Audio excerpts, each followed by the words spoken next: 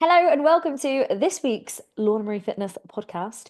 This week's Q&A is going to be awesome because we are tackling questions like, should you even have or listen to your fitness tracker?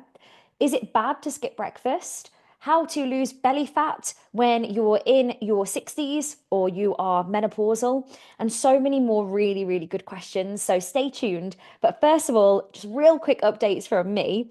First things first, the 28 and 28 challenge squaddies is happening this weekend, and I'm so excited.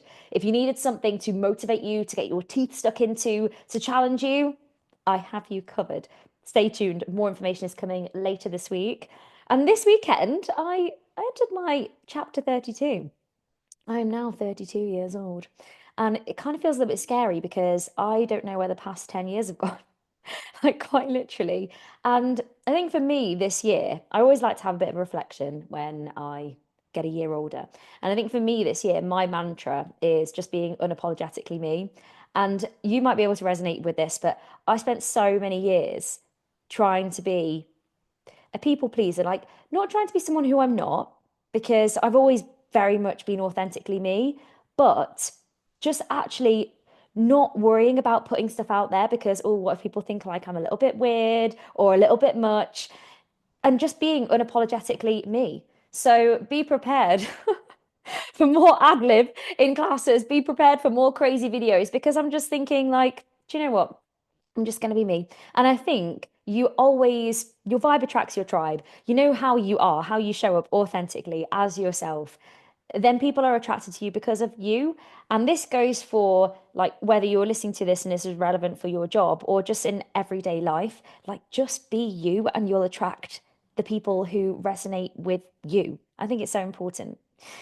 Anyway, in other news, I was on a really big stage in front of like 150 people at the weekend teaching Yogascape. I presented on stage with my instructor Pippa. If you don't know, Yogascape was our brand that grew in the squad.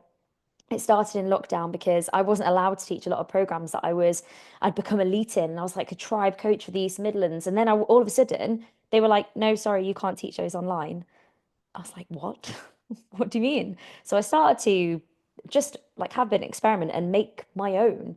And then they evolved over time, and Yogascape is one of them. And it was actually one of the most popular classes and still is one of the most popular classes in the online squad. So there last year we debuted at Alton Towers Fit Jam, moved flash forwards a whole year. And now I have instructors teaching it all around the world.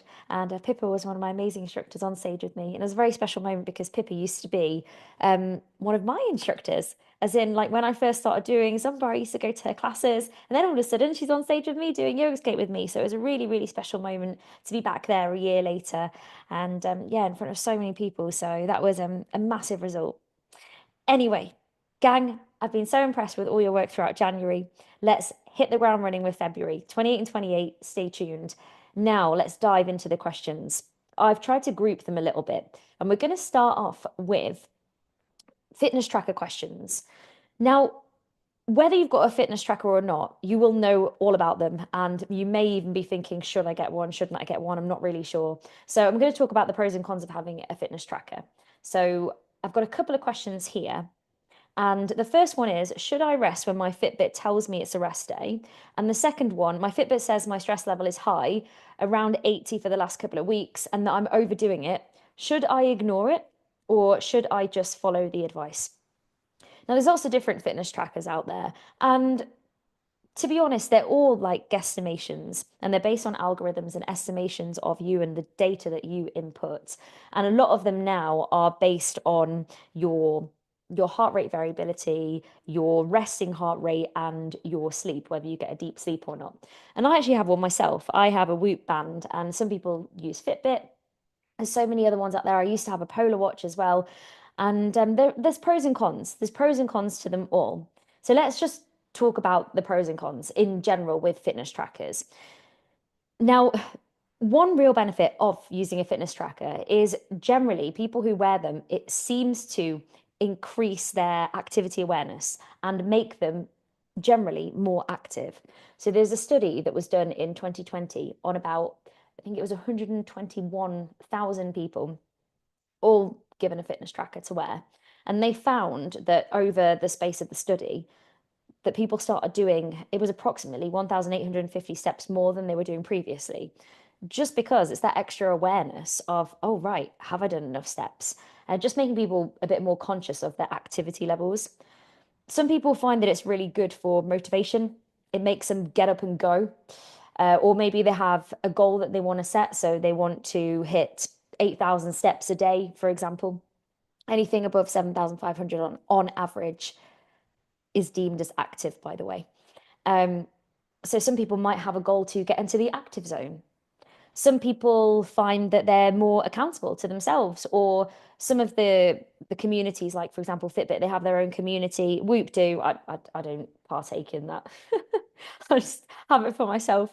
And some of them provide sleep tracking as well. So if you're somebody who struggles with your sleep and you want to improve your deep sleep, or you really enjoy looking at the data, and it can help you try different strategies and use it as a point of measurement to see if it's actually improving or not. So it's a piece of data, but where it falls down is they're not entirely accurate.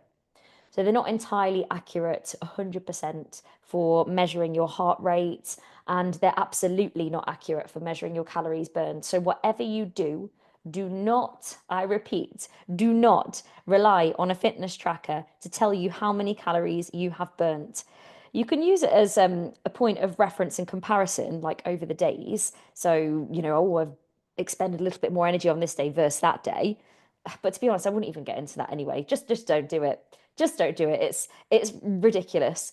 And along with the heart rate stuff, I have done workouts before and the calories burned. For example, here's two examples.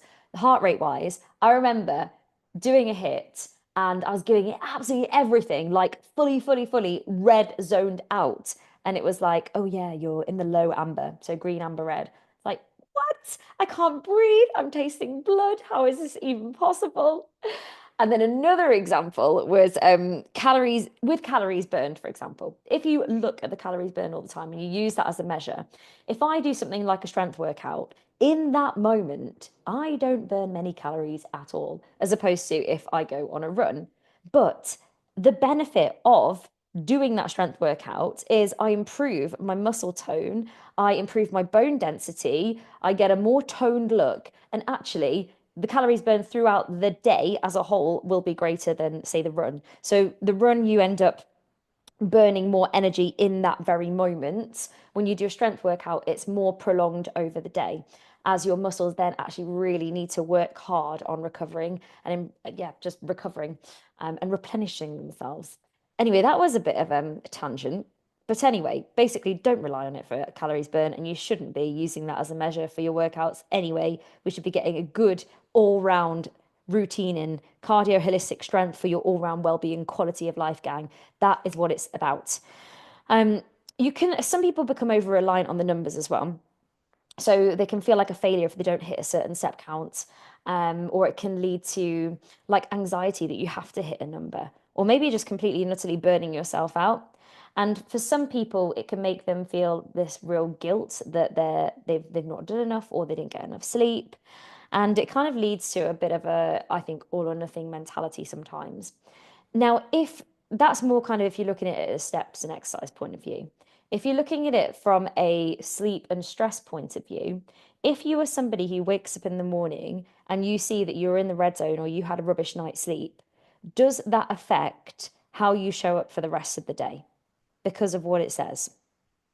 If it does, you got two options. Don't wear the tracker, or see it as a piece of data and actually really look inward and think, well, how do I feel? Do I feel okay? Am I actually feeling all right now? Because if you are feeling okay, then you know your body better than any watch or tracker that you could put round your wrist or wherever you're going to wear it. So take it with a pinch of salt. Um, Sometimes it can be useful for stress. So my fitness tracker and Fitbit as well now, they measure your heart rate variability and tell you your readiness to work out. So how ready are you to do a strong workout? The higher your heart rate variability, the better. The lower your heart rate variability, it indicates that maybe you're a bit stressed, or you didn't have enough sleep, or you did a real big workout the day before, for example. And heart rate variability is basically the amount of space in between your heartbeats. So if you didn't know, your heart isn't exactly the perfect rhythm. Do doom, do doom, do doom. It's a little bit more like doom, do doom, doom, doom. Not quite like that, not as extreme. But the bigger the heart rate variability, the more ready your body is to take on outside stress. Exercise being one of them, of course. The lower your heart rate variability, generally speaking, it's because your body is under some sort of stress. And quite often, when we're not very well, we'll have a low heart rate variability. If we've been drinking alcohol, we'll have a lower heart rate variability because your body's trying to get rid of it. If you've had a real big workout day and your body's trying to recover, your heart rate variability will be lower. If you're super, super stressed, your heart rate variability might be a bit lower. So that it can be useful for that because in days where maybe you're feeling absolutely drained, just totally fatigued, and it's kind of like a bit of a one-off, then you can think, okay, well, I had a HIIT workout planned or I had a combat planned. Maybe actually today what I need to do is switch that out for a Pilates, or maybe I just need to go on a walk. But what you do need to do is use them as guides and not absolutes. You do not have to do what your tracker tells you to do. But what is important is to look at it as data overall. If it's like a one-off day, you can think, oh, okay, that's a little bit strange. I wonder, like, how do I feel? And if you're feeling okay, then you're totally fine. Continue with your day. But if you're thinking, oh, yeah, that sounds about right. I feel absolutely whacked today. I felt so much better yesterday. Or actually, yeah, that workout that I did the day before, that was really tough. No wonder my body is struggling to repair itself. Okay, I'm going to do some like stretching to help it today. You can use it as that. But what is interesting is to look at it as a whole. And one thing for me, men, close your ears potentially. Actually, no, don't, because I think you should hear this as well. As women with our cycles, it's really interesting for me to see my readiness score. So I very much use my Whoop, so speaking personally, from a data perspective. And I can see over the month how certain things affect my readiness to work out and to do a hard workout. So if I look over the month, the week before my cycle starts, I am red and amber. And it is because my body is obviously doing so much internally and taking on all this extra stress and pressure that is going on within my body that it's working really hard. So it's under extra strain, if you like. So I know in that week, okay, I've got two options. I can kind of ignore it. And most of the time I actually do. If I wake up and I feel all right, I'm just going to carry on as normal. But if I'm not very well, or I think, oh, okay, it's not the week before my cycle and my body is like looking not okay here, I will turn it to my workout and not give as much effort. Or if, say, for example, Will's been ill and all of a sudden the data on my Whoop is showing up, oh, my heart rate variability has dropped a lot. My resting heart rate's gone up. That's a bit weird. Wonder if I'm going to be getting ill here. And quite often, a couple of days later, I've got whatever it was. Um, so you can use it as a data point and just like observe. But the most important thing is use it as a guide and look internally at how you feel. If there's been a prolonged time where actually you're just stressed all the time, then it's time to look at like lifestyle factors. Like, what can I do? What can I do to help my body here? Is there anything that you can do? Anything that you can do to deal with your stresses better? Can you incorporate some yoga or some meditation? If you're finding that you're hitting the workout super, super hard and then you're crashing, where can you put some more rest in? Another example before we went away on holiday in December, I was under a lot of stress. I was under a heck of a lot of pressure, and I was just continued my workouts as normal, do my best I could, and I just was not recovering. Fast forward to January. Dry January helps as well, by the way. There's obviously a lot of social events in December, so that would have factored a little bit too here. Flash forward to January, I'm doing dry January, I'm sleeping more, managing my stress better, and actually the whole of December is amber red. The whole of January is basically greens and ambers. I think there was like one red, and I was like, whoa, what's that? And then I actually felt okay, so just carried on with my day normally. So use it as a guide. Use your own observations. How are you feeling? Are you feeling sluggish or are you in pain? Okay, time to rest. Um, or if you feel like are you feeling really good, but you've got a high strain score? You can ignore it. You can put less effort in, sorry, or you can choose a different workout. I really, really hope that that's a useful example, and sharing some of what I've experienced as well is useful. But I honestly just use mine as a point of comparison and as a piece of data just to kind of learn more about my body and what's going on and how I need to react. Well, anyway, hope that is useful. Let's I'm just trying to get the questions back. Here we go. Next. So these are all age and specific exercise goals. So specific exercise and age related. At my age, 62, what is the best form of exercise to get rid of belly fat? So I'm presuming, relating to the age here, you're saying, okay, I'm 62, I am menopausal. I'm just presuming here, postmenopausal. How can I get rid of belly fat?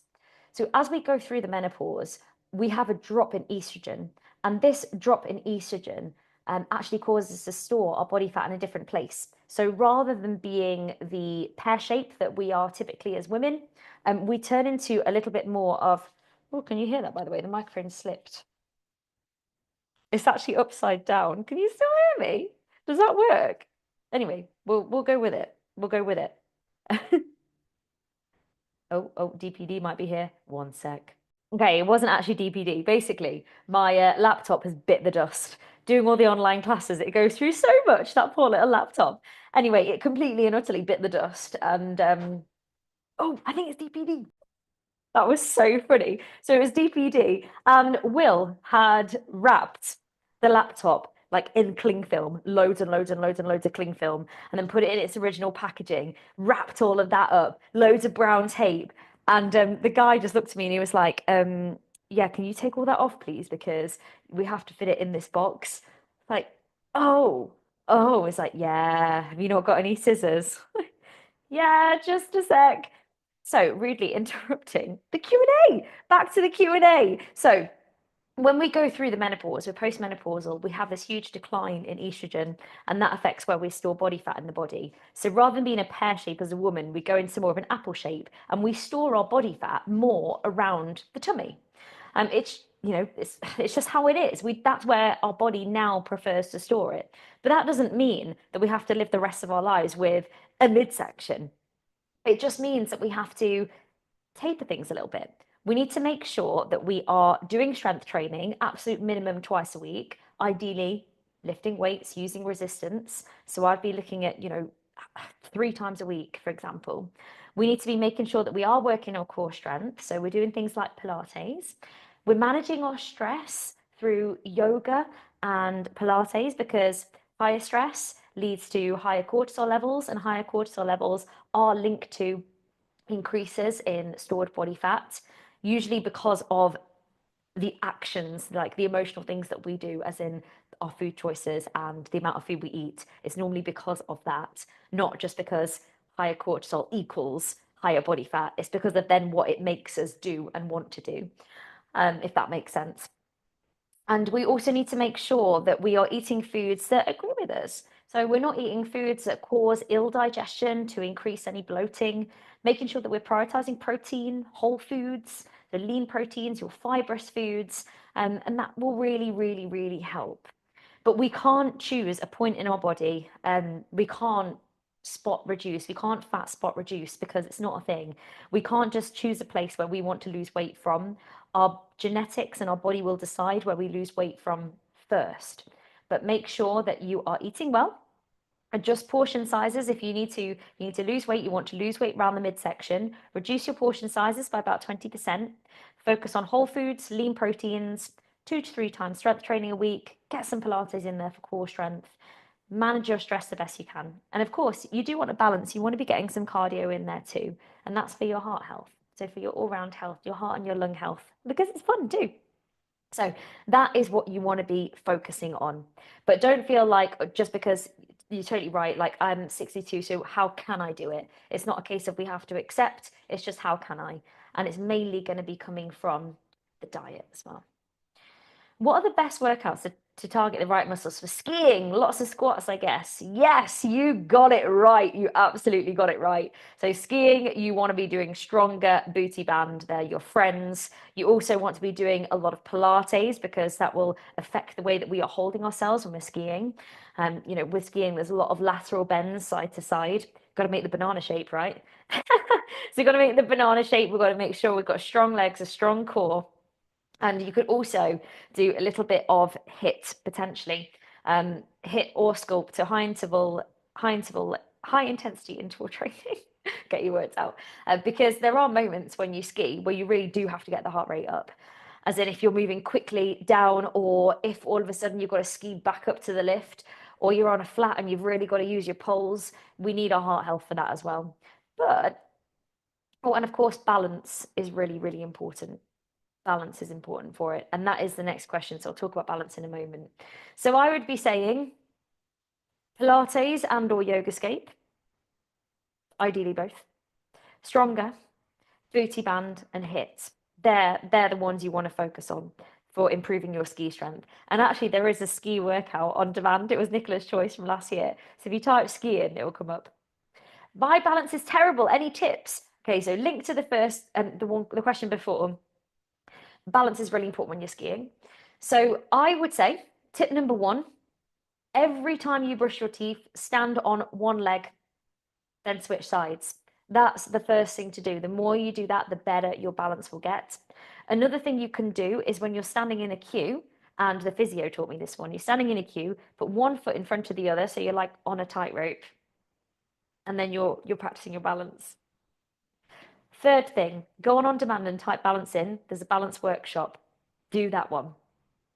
And the fourth thing is do yoga skate regularly. There is a dedicated balance track in that. With balance, consistency is key. If we don't practice it, it does get worse. And if we do practice it, we at least stay on top of it or even improve. So make sure that you are doing that. But it is a case of just consistency. So when you brush your teeth, when you're standing in a queue, and when just get it into a routine that you're doing a yoga skate regularly. I would also say that balance is influenced by our core strength. So making sure that you are working on not just your actual balance itself, which of course improves balance. So again, go on the balance workshop, do yoga scape, but core strength has a big part to play in our balance. So doing regular Pilates is really good too. All right, the next couple of questions are on diet and eating habits. How can I eat out without sabotaging my progress? Okay, so I'm guessing it's like when you go out for dinner and you've been eating quote unquote healthily all week and you want to go out, but you don't want to kind of get yourself back into either a calorie surplus, so eating more than you need, or maintenance, you want to keep in your deficit. This is what I'm kind of guessing, taken from this question. I've got a few tips. There's a few little hacks. One is look at the menu before you go and kind of decide what you're going to be having. Two is make sure that you focus on your protein first. So get a dish that is high in protein and get some veggies and some salad in there. And maybe ask for the dressing on the side so you can actually pour however much you want on, because quite often when things come in dressing or in a sauce, it's probably a little bit more than we would have put on ourselves anyway. So you can save a little bit there. You could skip the bread if you're going somewhere that has like a bread basket, unless you really enjoy the bread. There is nothing wrong with the bread, but if you are on a weight loss journey and that bread isn't like a hell yeah, really, really want that piece of bread, is there any point in having it? Same with like nuts at a bar. Unless it's like an absolute, oh yeah, I just can't wait for the nuts at the bar, then just don't have them. And this is just why you're on a weight loss journey. It doesn't have to be forever, okay? I personally, I love having the little bread roll, but I could definitely go without it. If I was on a weight loss journey, I don't need the bread roll with my dinner. Um, I would also decide yourself. Say you have the one thing that you're really, really going to look forward to, like the one thing. Again, this is relevant if you're on a weight loss journey or you're trying to be really mindful about this kind of thing. So rather than think, I'm going to have the starter, the wine, the main with the chips, and then the pudding, think, okay, because I've had the wine, I'm not going to have the pudding. For example, choose your thing. What is your thing going to be? Because I had the chips, I'm not going to have the pudding or the wine today. Choose your one thing when you go out. What's that one thing going to be? And then really focus on enjoying it. And then lastly, stop when you're full. Eat slower. You don't have to finish absolutely everything on the plate. Particularly if you're someone who's a bit smaller as well. Like generally, when you go out for dinner, the portion sizes are a lot bigger than we actually need, particularly if you're a small woman.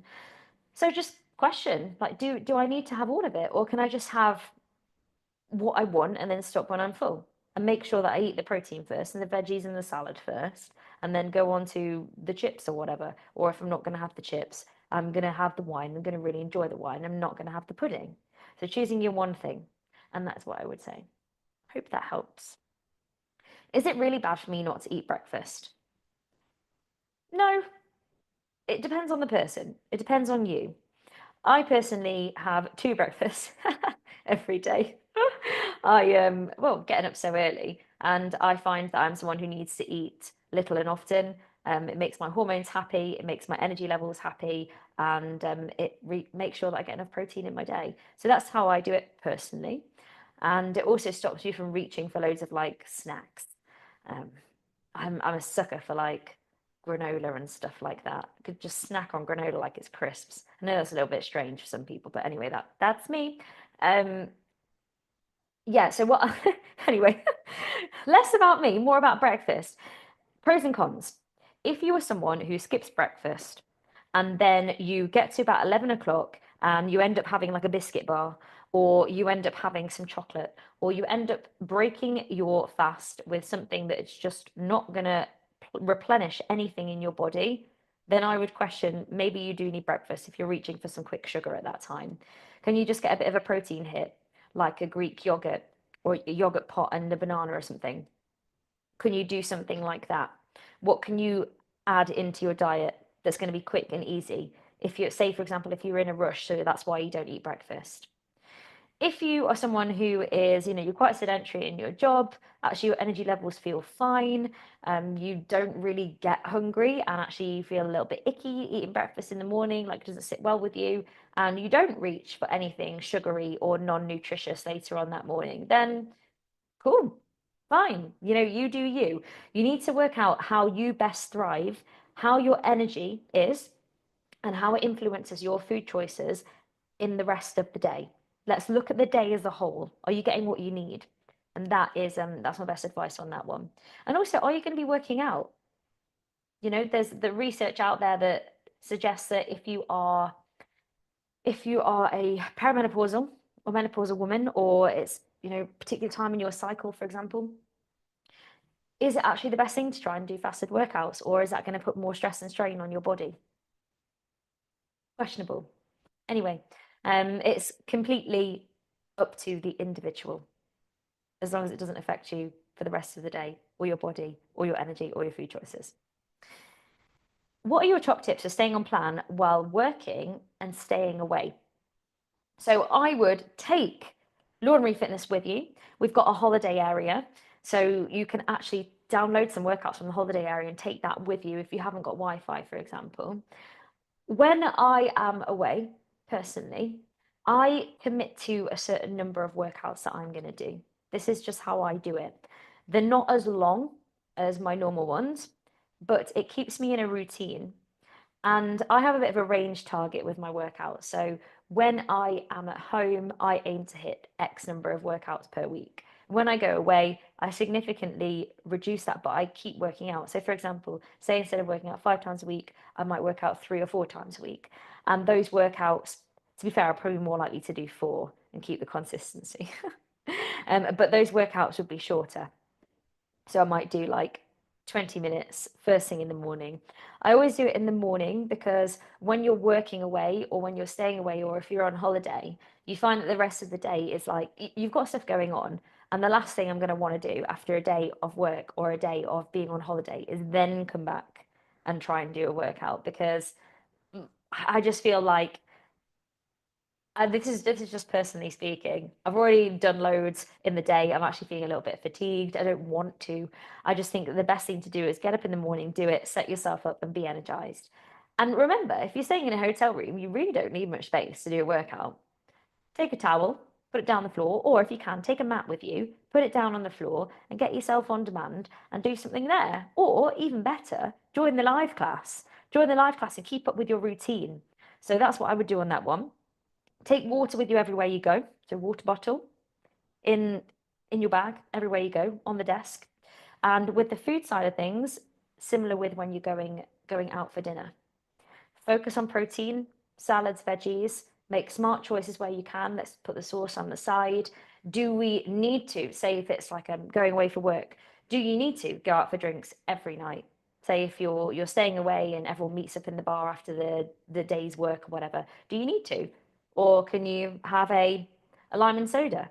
Or can you just choose, one night where you don't? Or can you alternate between a drink and a not a drink, for example? That is what I would do. Take some healthy snacks with you. And this is what I do when I go away as well, whether that's with work, so I'm traveling with work, like doing presenting, or if I am going on holiday, I pack healthy snacks. So I go to Morrison's first, I get in, personally speaking, I get some protein bars, I make sure I've got some fruit, unless, you go on a plane, then I buy the fruit out there. And things like naked bars, because they're made from 100% natural ingredients, and I know that it's a healthy snack that I can get just in my bag. I can have it whenever I need it, and that keeps me on track. The scales aren't budging at all. Any advice? Yes. Advice is, I have so much advice, like so much advice. That is a podcast on its own. Come to the workshop on Monday night. I'm going to talk to you all about what to do if you're feeling frustrated because the scales aren't moving and you feel so stuck and you don't know what else to do.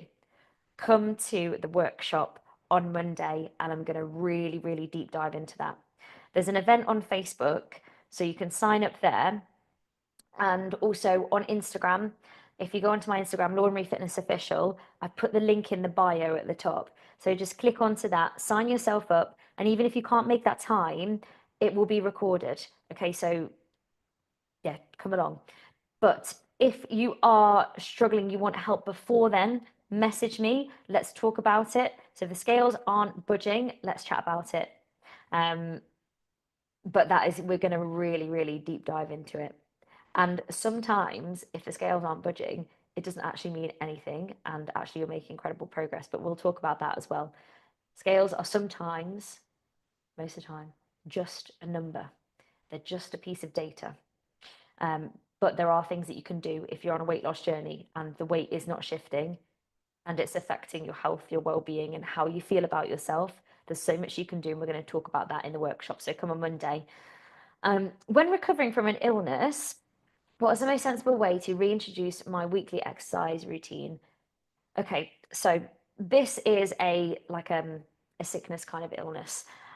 Now, what I would say is you need to be waiting like a good 48 hours since your last symptom. You're going to be in a place where you might be a bit dehydrated. So focus on water and maybe putting some electrolytes in your drink just to replenish everything.